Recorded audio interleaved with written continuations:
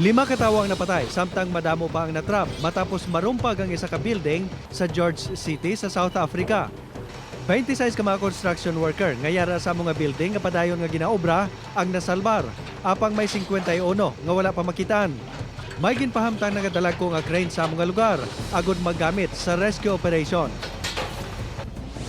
Ginatos ka mga Cuban ang nagtipon sa iconic nga malikon sa Havana sa tinutuyo nga makahimo sang record bilang pinakamadamo nga tawo nga dululungan nga nagsaot sang salsa sa estilo nga Rueda de Casino kadungan sa National Day of Sun sa mga pungsod. Napuno sang dancers ang dalanon malapit sa malikon nga nagsaot sa sulod sang 10 minutos nga ginkalingaw naman sa mga tumalanaw.